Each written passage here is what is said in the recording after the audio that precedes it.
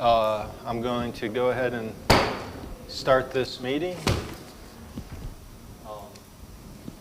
Monday, July 17th, 2023. That seems wrong, but okay. So calling the meeting to order. It is 4:35-ish, plus or minus. I'm not sure they can hear you. Oh, can you guys hear me? This isn't, no? Yeah, it's on. La la la la la. You got it? Yeah. Oh, okay, so we got to do both maybe? I'm going to test this and that. Any feedback? Ringing? Better. This is better? Okay, we're going to do both. Okay, so I'm going to repeat myself.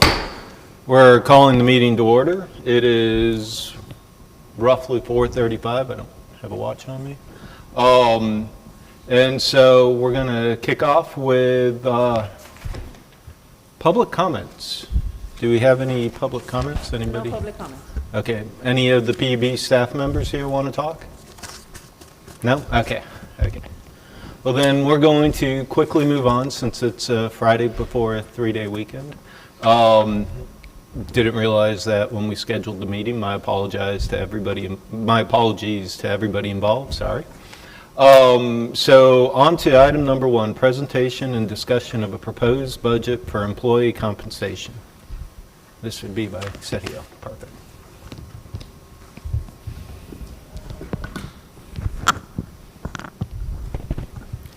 Good afternoon, Chairman, board members. My name is Sergio Elgadillo. I'm the Compensation and Benefits Manager. Report to the HR Division under Dr. Guerra's direction. Just for the record, we're very happy to be here, no matter if it's a 3-day weekend. Compensation, it's a passion, and we'd like to be heard. So as we go into each item today, we'll find that they are pretty much in line with the Compensation Committee's primary function, and they are bringing information to this committee pertaining to items 1, 3, and 4 under the oversight responsibilities of the same charter. So the items that we are presenting are about engaging, recruiting, and retaining our workforce. And they touch on all the HR core functions, such as organizational development, talent acquisition, compensation, and benefits. They align to our vision, they support our mission and values, and they represent a step towards the accomplishment of the workforce development and continuity goal.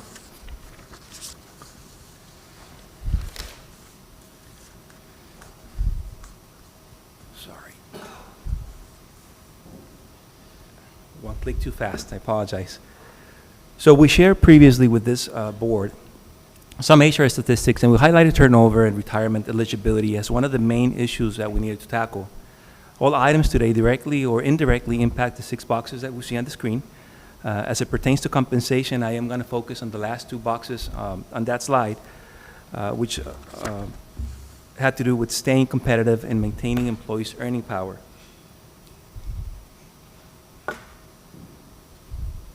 Just can't seem to figure this out. To this matter, I'd like to briefly present the CPI table. So we're looking at the measures from January 2022 to April 2024. Our last compensation study closed around the end of 2022 and began implementation on February 2023. These running numbers show the 12-month average measure of prices paid by our employees for market basket consumer goods and services. You can see that the highlighted values represent kind of the marks that are usually used to assess those costs yearly. There we go. So the slide that I'm presenting next tells a really good story. It talks about 3 employees. For the sake of time, we're going to focus on Bowen for now. So we have 37 employees that, like Bowen, make around the same pay.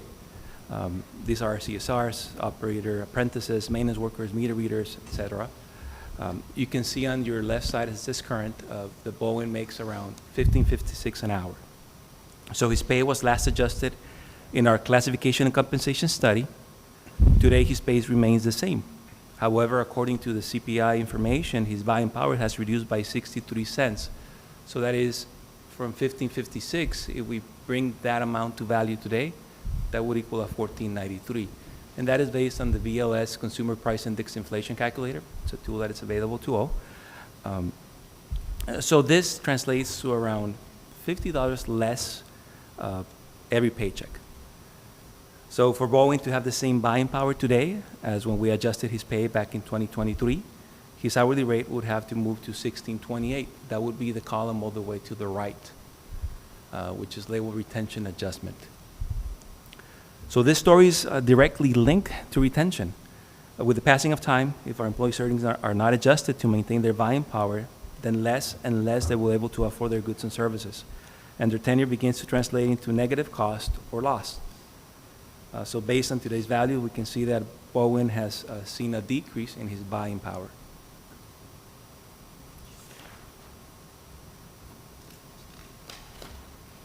So we're proposing a two-step adjustment. A retention adjustment that aims to keep our employees' earning and buying power the same, and a performance adjustment that through a well-planned process aims to support all workforce goals. So what is the timeline for this implementation? We're proposing a two-step process, or 2 stages. While the fiscal year 2025 budget work begins, that you can see that is going to happen around June 1st, so it's just around the corner. We will work on the planning and the fine-tuning of our evaluation process. Beginning fiscal year 2025 on October 7th, that is the beginning of the first payroll, if approved and funded, we would implement the retention adjustment. Beginning calendar year 2025, January, that is 3 months into the fiscal year already, we would implement the performance component. The separation of time allows us to complete the analysis, that performance evaluation process, assess all the information that we gather from it, and it would also reduce the budget requirements by a fourth. So employers would potentially see a pay change or a pay adjustment around the end of October and then 3rd week of January. So budget requirements. So this budget requirements estimates a retention adjustment of 4.22%. That is the value that I just showed you when we were talking about Bowen earlier. And an adjustment max at 3% for performance. So based on the proposed timeline, on the right you will see that the performance adjustment annual would be 1.1 million, and it will be reduced to 842 at a 9-month implementation. So of course, this slide provides a standpoint from which you can veer north and south to fund a compensation adjustment. And with that, are there any questions? Go ahead. Thank you. Any questions? Can you put the previous slide? Right here? Yeah, so the retention is 4.22? Yes, sir. Yeah. If we present this to the bigger board, I would include it there, just so they can kind of make that connection. And then the performance adjustment was, what, 3%? Yes. Yeah, so we are beginning the budget process, so this is what we feel we need based on the numbers that I showed you. Of course, there's also affordability as a factor. So performance is 3.0% or? 0%. Okay. So in total, is 7.22. Yes, and of Potential. course, with the calculations Potential. that we are doing, there's, based on previous information, we're not assessing a 3% overall to all employees. That's, like I said, it's performance-based, so that's why you see a little bit less than. But you have to budget for it, because. Yeah. Yeah. Well, we're budgeting as much as we can. Yeah. But yeah, we could budget for the 7%. I agree. Okay.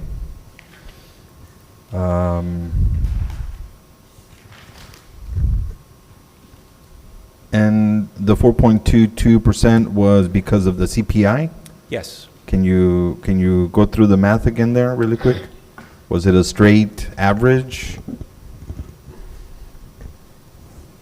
So really what it does is that it's looking into, it's a calculator, it's available. You put in what is the initial date and what is the end date. So it's taking any value amount that you put into that calculator and it's assessing it from this, oh, I'm so sorry, from that 6.4. It's creating that average. So it's a little bit tricky because when you look at the CPI, it's always looking at the average of the last 12 months. So it's like a running total. Yeah. That's why we have to use that tool to help us kind of get to those values. And like I said, it's available to everyone.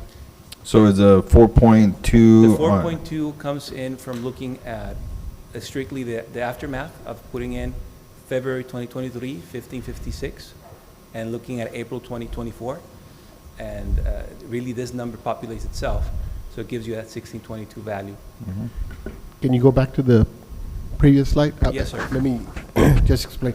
So they're looking at the 12-month CPI for February. That's where we started. So you start off with 3.7 there in the last column, and then you add the 1 month for the following two to get to April. You add 0.4 and 0.2, and you're at about 4.3, which is the 4.22 that he's looking at. Okay.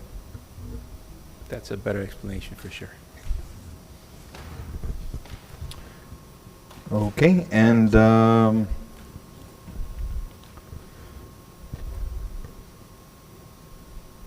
I think what we have to take into consideration perhaps is not just this increase, but future increases, right? If this is going to be an annual thing, right, we need to have visibility for that as well.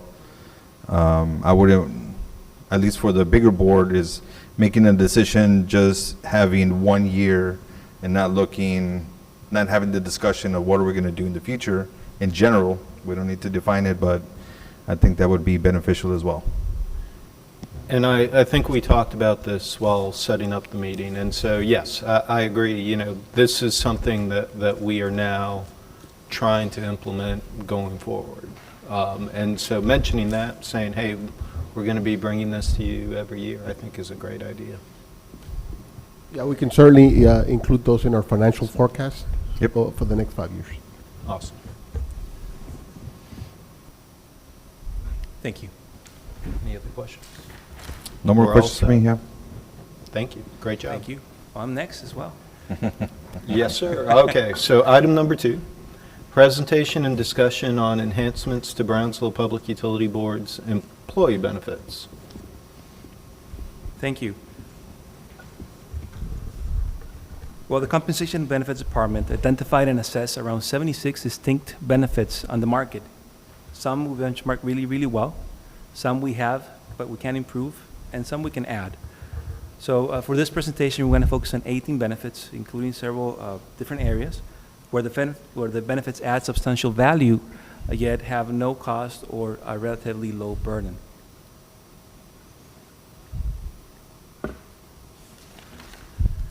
So on the screen, what you have, it's a 2024 Forbes Generational Survey. So according to our Workplace Benefit Trends by Generation article, they surveyed around 1,000 employees. And what they found is that the top benefit today important to job satisfaction is flexible work hours. And surprisingly, that was important to all generations across.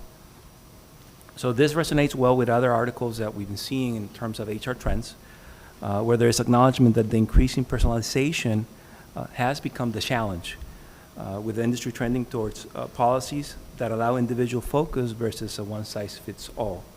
And what you see next is benefits that touch precisely on that.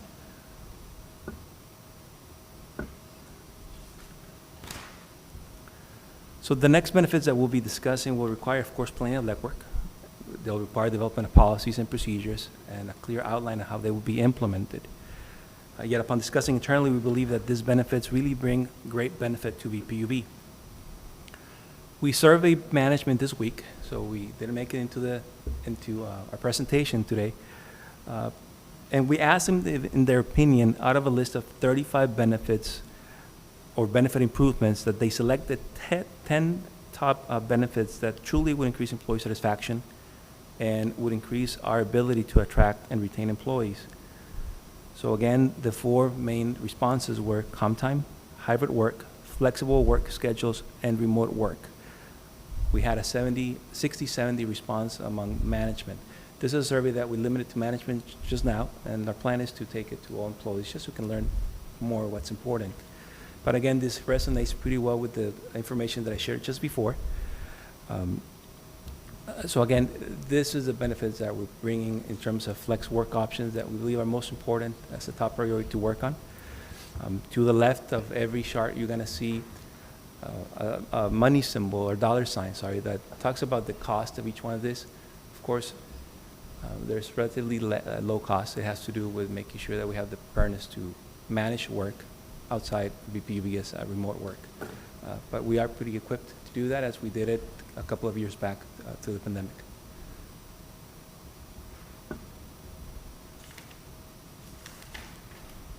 Workforce development and continuity is our goal, and employee development is directly linked to this. So on the left, you'll see that we have these benefits. Nevertheless, we've not seen a lot of traction through the years. And so what we're proposing is that we expand our tuition reimbursement program and our professional development program. That will help us to attract talent and to keep talent, which is our main goal. On the right, there's a new benefit that we're recommending. It gives an opportunity to, for employees to save money pre-tax for tuition. And again, these are benefits that are no cost or that have a relatively low burden to us.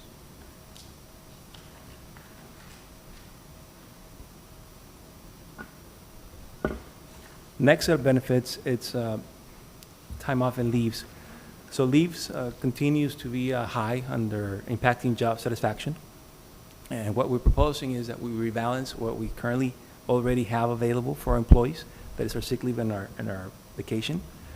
And under our funeral leave, of course, we're proposing a retitle of the benefit, and that we allow 2 additional days for funeral leave, of the death of a parent, spouse, or child.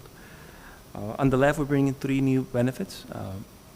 As you can see, they have a little more of dollar signs in them because they do impact a little bit more than cost. But again, at least last of those benefits, as we were trying to promote that employee development and our tuition program, well, that would pretty much go in line with allowing them some time so they can test and do what they need to be successful in that path.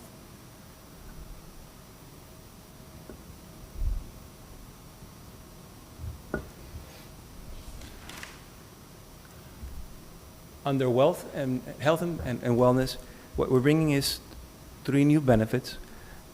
So of course, the first benefit, accident insurance, that is employer paid. So there is an admin cost for us to manage that accident insurance. So we would, of course, through an RFP, find a group plan that can fit us all and implement it. And then the other is a way of improving our employees' health, making them be aware.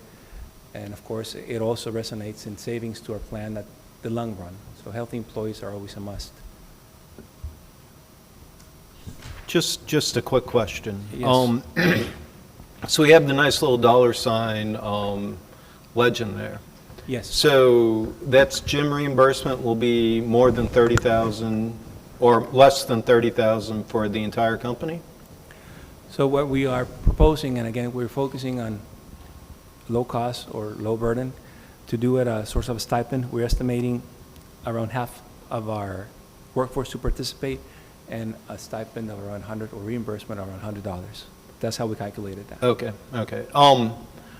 You know, I'm assuming you can find percentage of uptake in, you know, organizations, and might be good just to have a more solid number than, you know, the 50% guesstimate. Just a thought, but yeah, okay. I wanted to make sure I was understanding this So it correctly would be there. driven by employees' usage of the benefit versus Right. the cost of the service. So that survey that I'm saying that we are planning to do will let us know a little bit more on who's interested in this, and we could likely get a better estimate. Okay, great.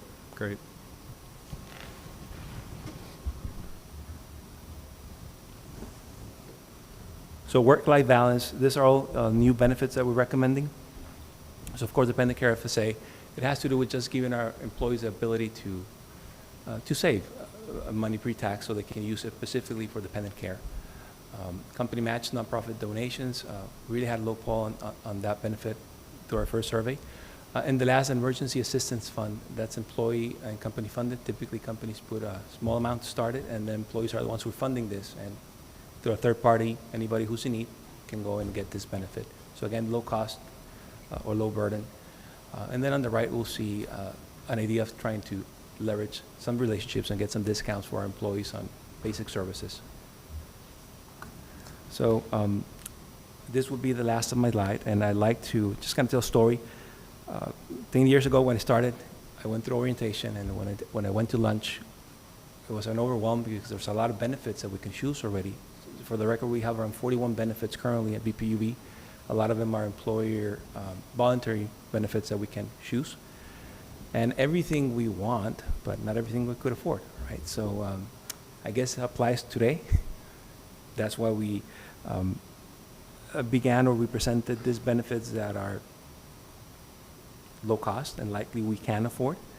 And we believe that they would bring a great benefit to BPUB employees and impact greatly on retention. Do you have any questions? Thank you. Yes, on one of the slides, sir. maybe like 3 slides back.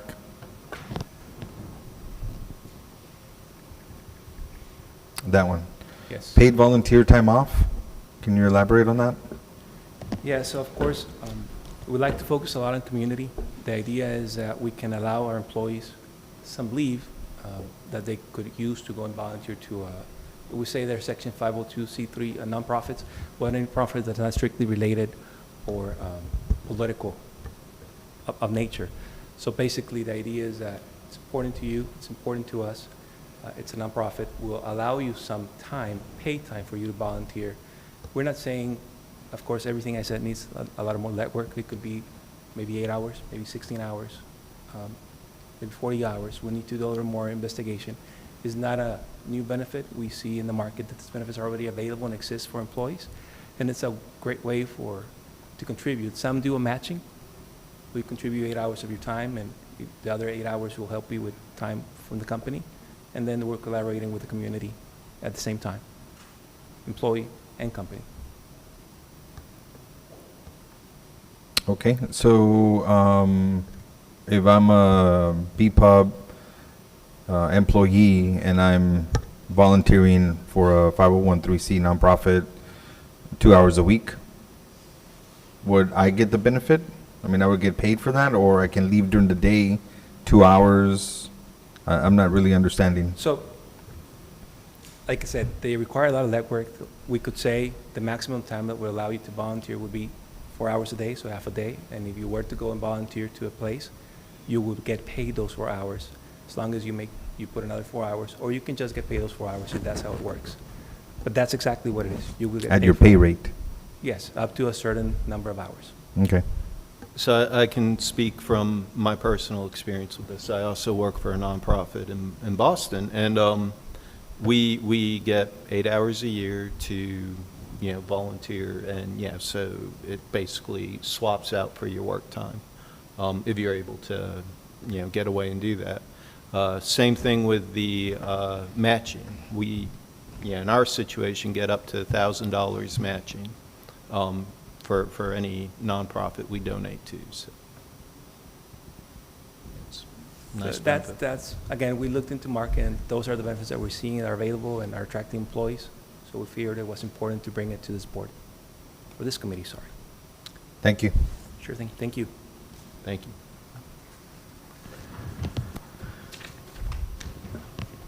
Okay, great job. And now we go on to item 3, and we have somebody else presenting. Presentation and discussion on proposed leadership development and training plan. Joe, thank you. Good afternoon. My name is Jose Amaya. I'm the Training and Organizational Development Manager for BPUB. And we're going to be talking about employee training development.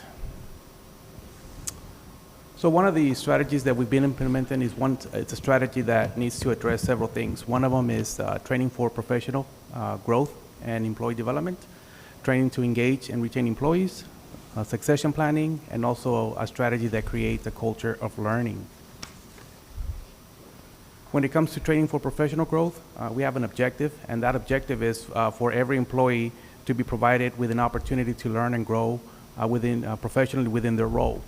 So we've done a couple of things to address that. First, we've started with monthly trainings, and the goal here is to provide the employees ongoing training every month, and in order to deliver knowledge and skills to each of them. We've actually created in-house training already that's been made accessible to the employees via self-paced online modules. The current focus at the moment is it's actually leadership skills based on the book, The 5 Levels of Leadership. We've had over 41% participation, and overall it's going to be a 6-month long course.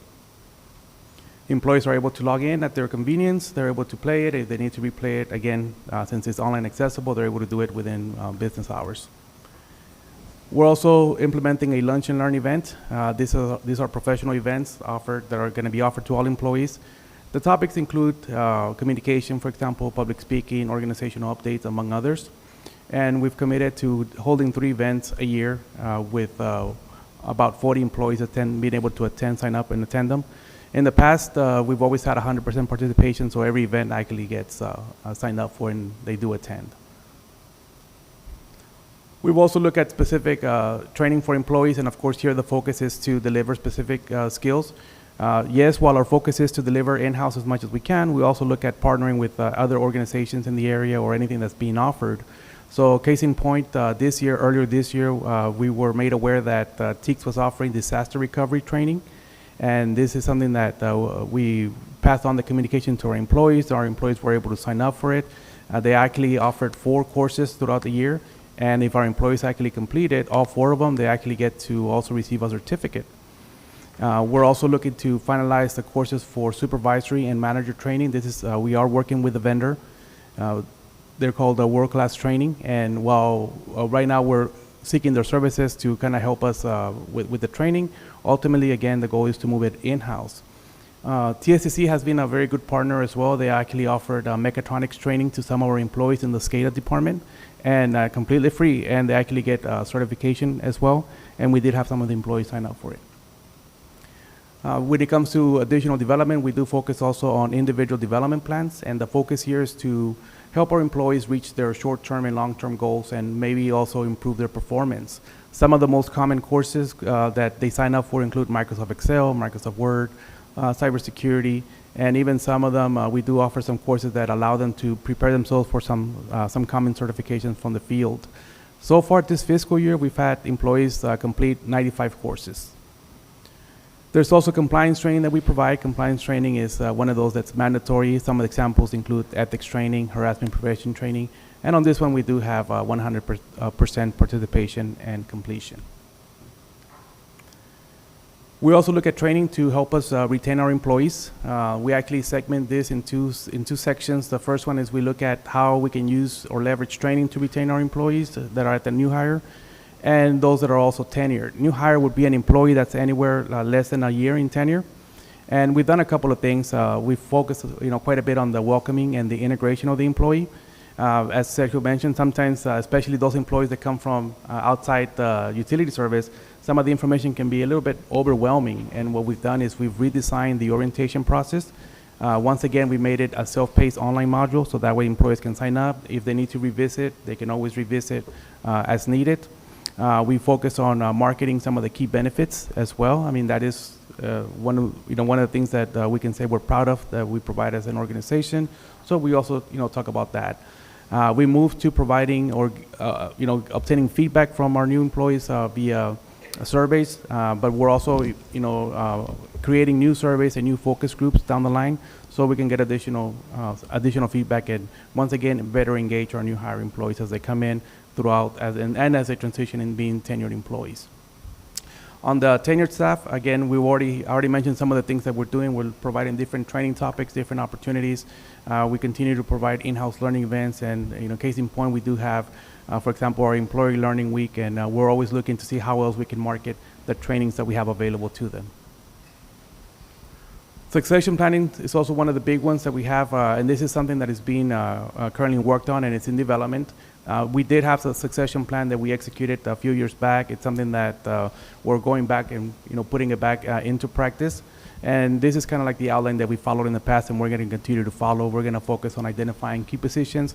We already actually have that information as well. We're just going to make sure that we're assessing our current talent pool. We're going to working to develop future leaders, create workshops, create individual development plans, and like anything else, we got to monitor, review, adjust, and check for progress as we continue to develop our top talent. And then overall, as we focus on creating a culture of learning, there's several programs that we also and several processes that we have in place. We do have, for example, our book of the month. In some cases, we have employees that like to kind of direct their own self-learning. And in this case, we provide books that can be used as a resource. This allows employees to, look at some of the topics they want. And on average, we have about 1% of our BPUB workforce that do engage and take advantage of this program. We are partnering with management so that way they can know what training options they have available as well.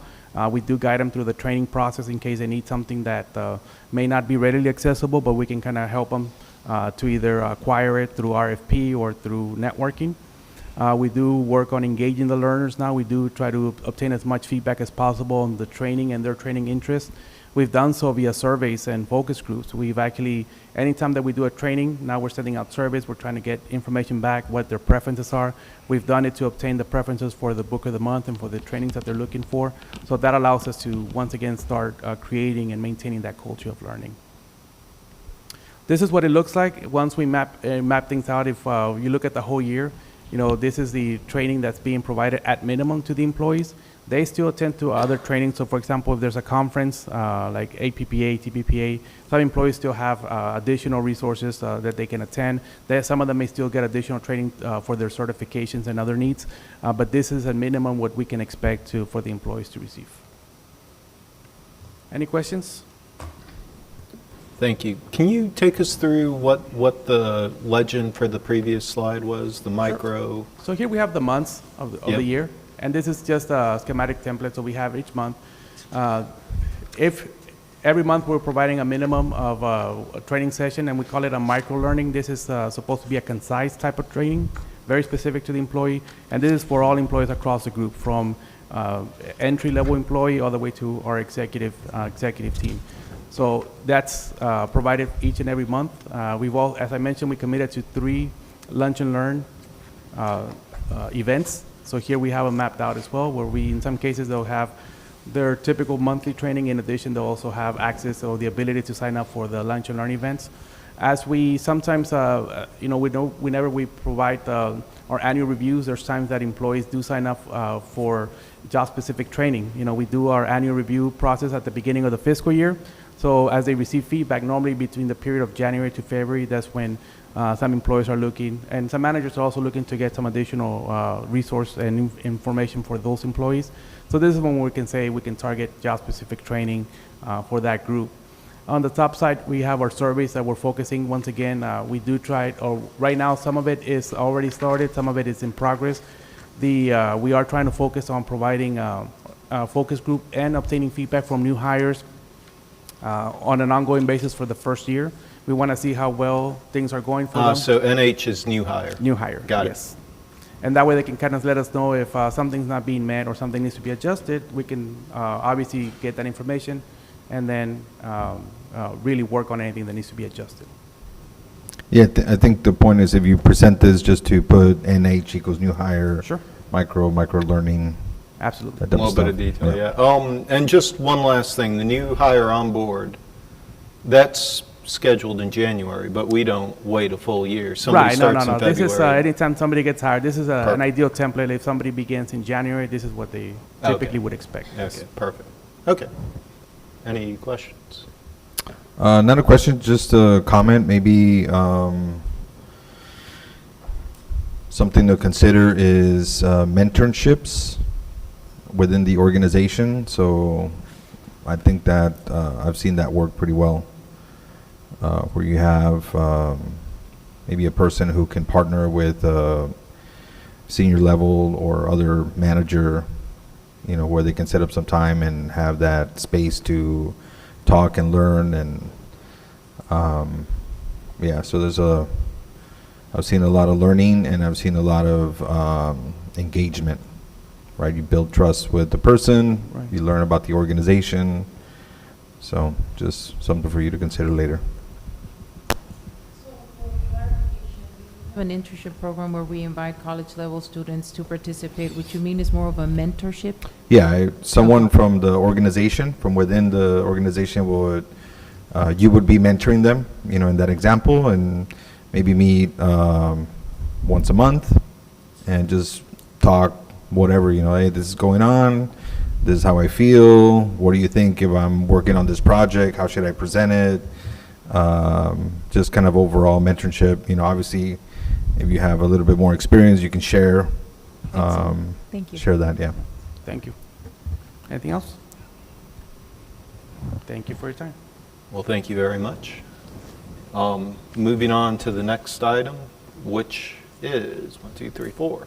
Presentation and discussion of hard-to-fill positions and recruitment strategies. And this is Joe. Howdy. Good afternoon, Mr. Chairman, Mr. Board Member. So the purpose of this presentation is for the discussion of recruitment strategies focused on hard-to-fill positions. We categorize hard-to-fill positions as having highly technical requirements.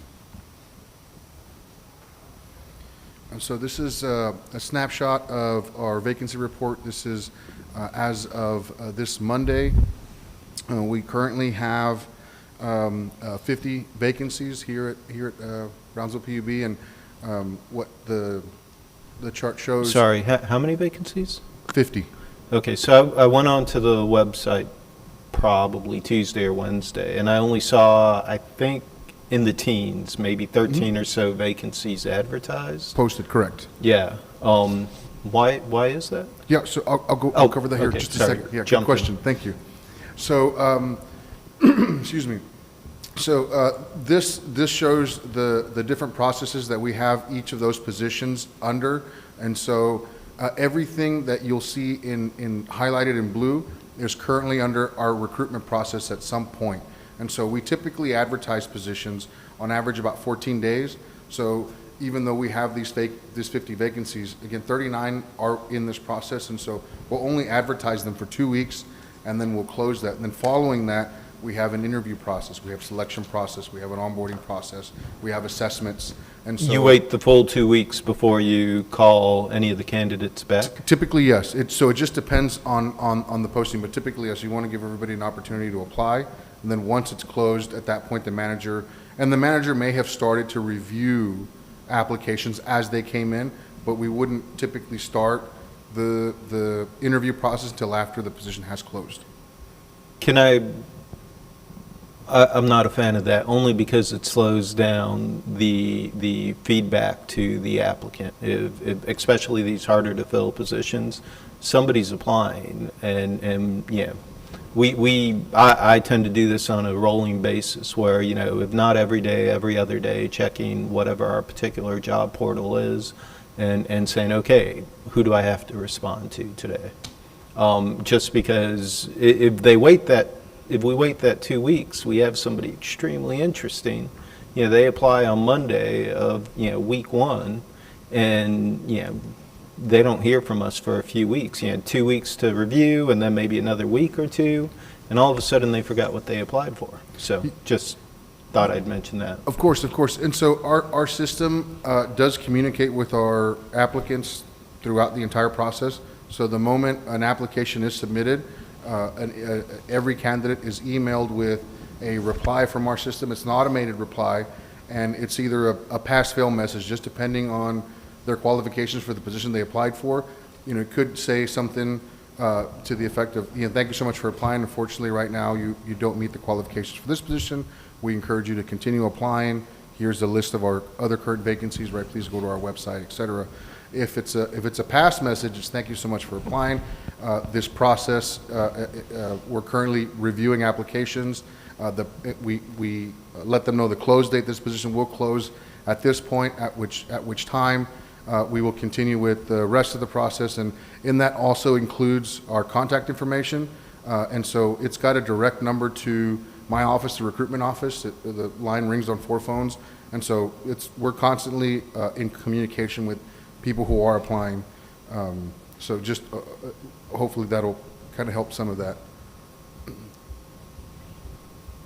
So as I was mentioning, right, everything here that's highlighted are the different processes that we go through aside from simply posting a position or having a position posted. And so really this presentation, we're going to focus on the positions that have been vacant for longer than a year. And really the way we track positions here is the board approves position numbers. And so those position numbers are moved around throughout the organization, just depending on the organizational needs. And so those needs shift from time to time, And so we're going to focus again on those positions that have opened for longer than a year. So these are those 8 that were on the previous slide. They're all listed there. The majority of these are engineering positions. Very specifically, we were looking for high-level engineering positions. So looking for engineers that either have an EIT or a PE certification, in addition to 5 or 6 years experience, sometimes more, just depending. And so this is what helps to classify some of these positions as hard to fill. It's difficult for us to find engineers out on the market with utility experience that not only fit the requirements that we're looking for, but really are interested in something in this area. You know, we don't have 30 or 40 utilities that we can just pull from in a 50 or 60 mile radius, right? We've got just a handful of utilities, and we're all kind of fighting for the same people, and that doesn't even include the private sector and what we have to battle with there. So we'll just kind of go through the top, and if you all have any questions on these, just please let me know. And so for electric engineering, we've got a position that was advertised. We're actually already scheduling interviews, and so just to your point a little earlier, the engineer, because it's so hard to fill, we opened it up for 30 days rather than our standard 14. And we started advertising that position last week. We're already going through the process of interviewing 6 people. We've got 6 promising candidates. The position has not closed yet, but the manager in that area has taken the initiative to move ahead on those, again, simply because if we do have promising candidates, we don't want to delay that process. And so Good. I'm glad to hear that. So just to make sure I understand, so you want, the power supply director position. You want to fill that. So you post it for 30 days, nobody applies, and you take it down. You close that position. So it depends. That Or one, 2 weeks, Yeah. and then you take, okay. Well, typically for a hard to fill, like just from our experience, we'll know we're not going to likely find somebody in simply 2 weeks. So we'll do 30-day, sometimes 60-day postings. We also use a lot of third-party that are very specific to. But why would you take down the posting if it's not filled? I think is what I'm trying to understand. We typically, on those hard-to-fill positions, it's been a practice to just leave them open until filled. And so, like, to give you an example, that position, the director of power supply, was open for longer than a year. We had that one just a running position. Oftentimes, we'll do that because when the position closes, it sends a reminder to the hiring manager, hey, you've got some applicants, you need to go and look at them. And really, it's a click of a button for us to open up the posting. So if something closes and they look and say, there's nobody promising, reopen it. In the click of a button, the position's reposted again. So it was down for maybe a few hours. So there are instances where the hiring manager might not look at the position for, let's say it's open for 2 months, Well, I'm not accusing them of that. Well, no, It's but simply a reminder of hey, there's. Can I ask? Sure. That we have a much tighter coupling between y'all and the hiring manager, because the idea of leaving, we have all these positions open. Yep. The idea that a candidate might apply, might not hear back for a few weeks, and they are reasonably okay. I think it would be a travesty, to lose somebody to some other role because we weren't responsive enough.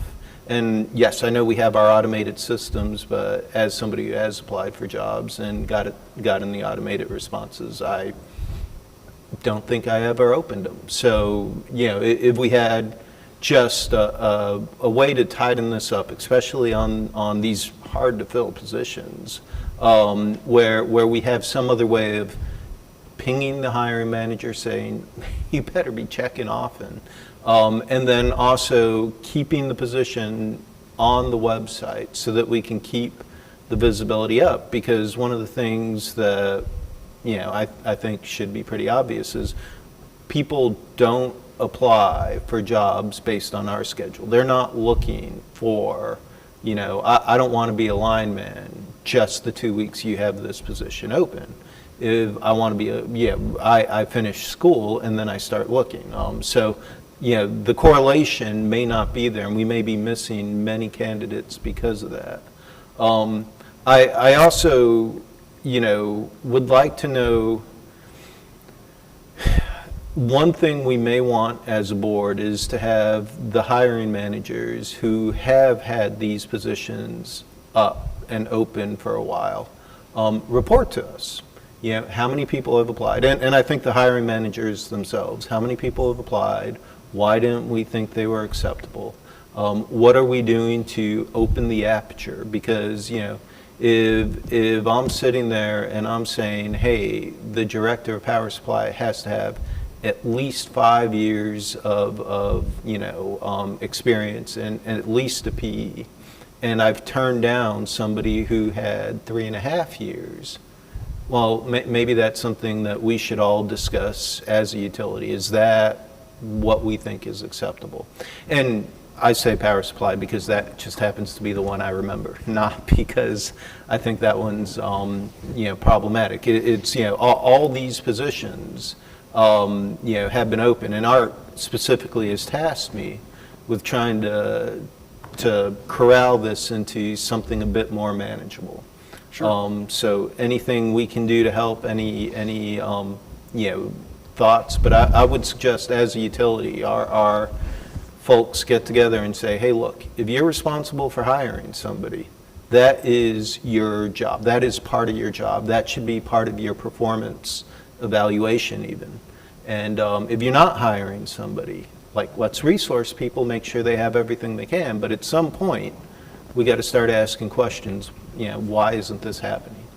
Sure. So, yeah. Sure, thank you. So we have had some conversations with executive management as recently, and so they've made it aware that we're going to be meeting a little bit more frequently to try and address these situations. So we'll definitely keep you up to date on our progress there. Additionally, we do have some positions up here that are not engineering related, and so the Resaca maintenance, there are 3 positions up there, starting from the engineer under Resaca maintenance down to the dredge technician. Those positions were open for longer than a year simply because we did have some funding concerns in 2023, so we had to freeze those positions, and as of now, we're actively trying to recruit for them. So we've kind of picked that ball right back up. And making sure we report that out to the board too. Is like, hey guys, you approved them, but we just hit pause on this, and that's perfectly fine, and I understand those concerns, so yes. Okay, thank you.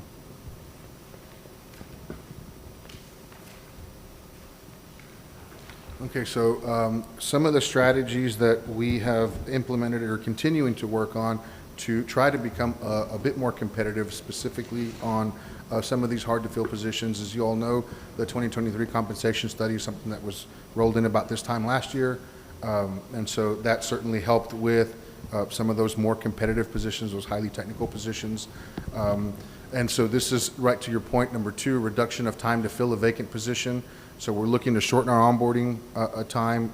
That's something that responsibility is now solely on my department, and so we're revamping that process just a little bit to try to shorten it. Streamlining our approvals process. This is where we're working with executive and management to shorten that candidate experience so that they're not waiting so long either to hear back from us for anything from interviews to assessments to hires. If they weren't selected, we want to make sure that they are let know in a timely manner that they weren't selected for a position. And so that kind of covers a little bit of that. We'll continue to work on that, and again, keep you abreast of our progress. We recently have begun to sign up for job fairs outside of the Valley. We've always done a very good job of actively participating in job fairs from here to Edinburgh and McAllen, et cetera. And here as of late, again, especially for some of these harder to fill positions, we're looking at attending some career fairs in College Station and Austin, San Antonio, just to try to get our presence known up there. We're going to be working with our communications and PR department to develop a bit of a campaign where they can help us with some either brochures or something that's a little bit more attractive to just let graduates know we're down here, we're here, we offer great positions, we're a great place to work and live, so. Although the hard-to-fill positions don't seem to be the out-of-school engineering positions, right? Correct, correct. So, yeah, not that it's a bad idea, just, a little bit of a discussion, and this is beyond just y'all, but what we expect from our new hires, where we prioritize, experience, PE in Texas versus a PE somewhere else, ERCOT experience, desalinization experience, to get away from electricity, and everything else. But as you do go to these schools, please do also feel free to reach out and ask the board for help, because, like this guy went to MIT. I did my master's at A&M, so we might have that experience with some of these schools. So. We appreciate that, thank you. Yeah.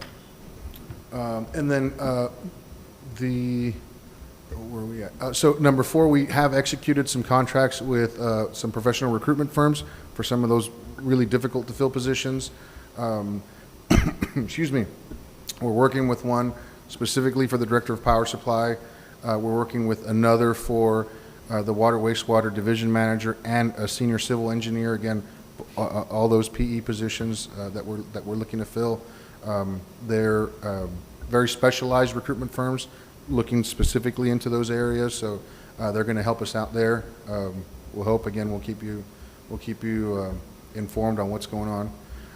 Number 5, benefit improvements. That's something Sergio's already covered. I just wanted to include it here just to reiterate. And number 6 is closing the compensation gap, again, specifically on some of these hard-to-fill positions. And the next slide will cover exactly where we fall short. So this is how BPUB compares to private local firms. This is information that was given to us from firms that hire engineers in the same type of fields that we do.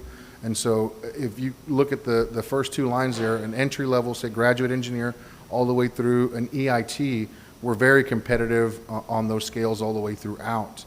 Where we start to fall short is in the minimum to market level once we get to the PE level, the senior PE, and then PEs in management. And this is where we've had some of those positions that just seem to be perpetually open, right? The ones that we have so much difficulty filling. And so we'll be working with executive management to try and bridge this gap. Our recommendation at this point is not necessarily to move the pay grades, but what we'd like to do for those 3 positions at the bottom of that chart is start them at market point. So market point would actually be our entry level in practice when we're looking to hire and advertise and recruit. We essentially start from there and push forward. So that's how we look to tackle that last problem. And that's what I've got. Any questions?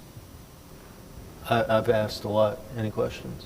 No questions. I guess I'll just make some comments, but thank you. That was pretty thorough, and I think it's a pretty well-rounded strategy and y'all's approach to find, the hard to fill. With regards to recruitment, this may be a little bit out of left field, but there's also a visa for people from both Canada and Mexico to work in the U.S. That is not like on the path for citizenship. So it's just like Okay. a permission to get to come work, and it's very frictionless. So there's no sponsoring, there's no investment, that a company or organization would need. It's a TN. It's like a NAFTA-related visa, and it's been working pretty well. I know several people from Mexico that are working in the U.S., across the U.S., using that. You reapply every 4 years, so that might be an opportunity for us to leverage engineers from Mexico, which in my opinion are high caliber as well. If you look at the schools, there's also Tec de Monterrey, obviously. When I worked at Amaquila, we used to go recruit over there, and it's pretty obviously, the brand and all of that is, they're pretty knowledgeable as well. Their alumni you may be able to tap into, more experienced positions, but at least in the entry level, I would also consider that. Not just, A&M and UT Austin, which are great and obviously a support, but just for you guys to consider that. Of course, thank you. Yeah, we'll definitely look into it. And then also, probably the focus, and I know we kind of touched on it earlier regarding training, but internal candidates normally is the best way to do it, right? So you have,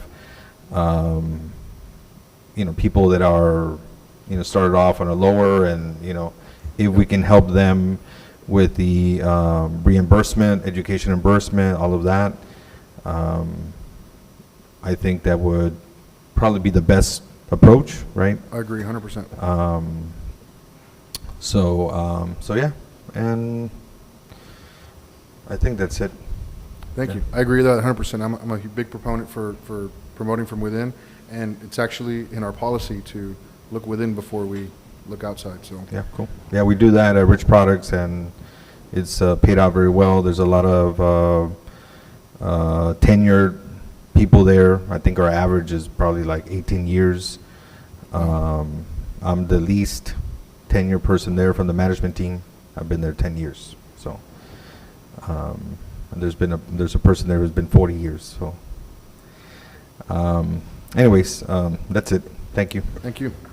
I'll just add a couple things. One is, please do, this isn't just an HR issue. I think, the one point I want to make is, this isn't something you guys are going to solve by yourselves. This is going to be banging on management's door wherever necessary, asking, questions, maybe even being a little bit of a babysitter, and also saying, hey, look, we've had a position open for 3 or 4 years.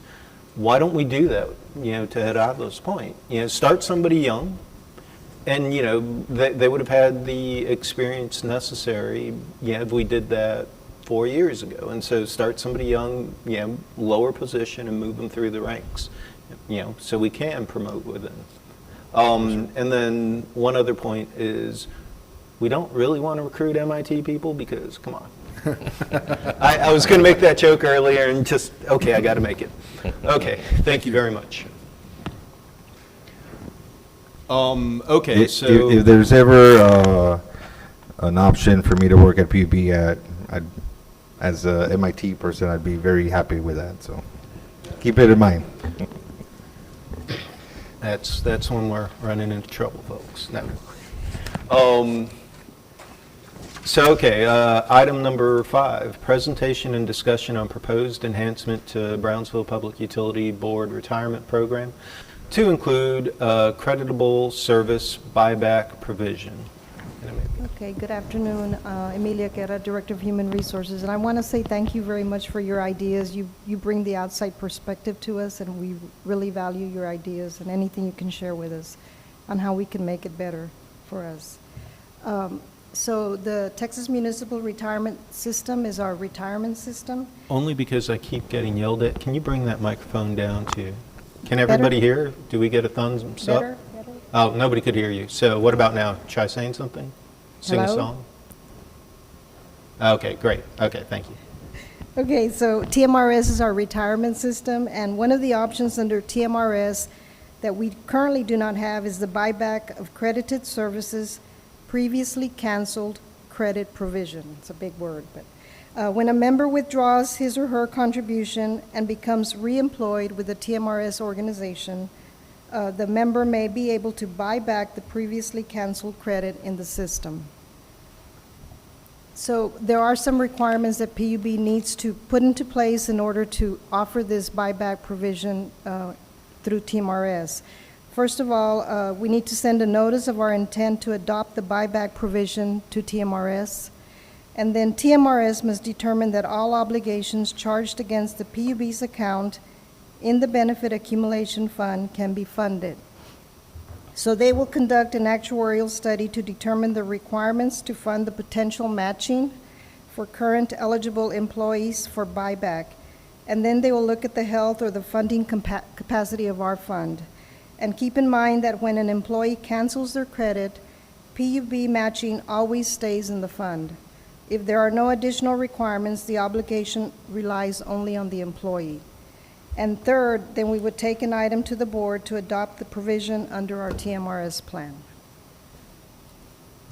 So this is what needs to happen. These are the steps if we do adopt a buyback provision in our plan. It must be adopted by the board. The employee must have at least 24 consecutive months of service with PUB. They must have previously refunded their TMRS service credit. They have to complete an application and submit it to TMRS.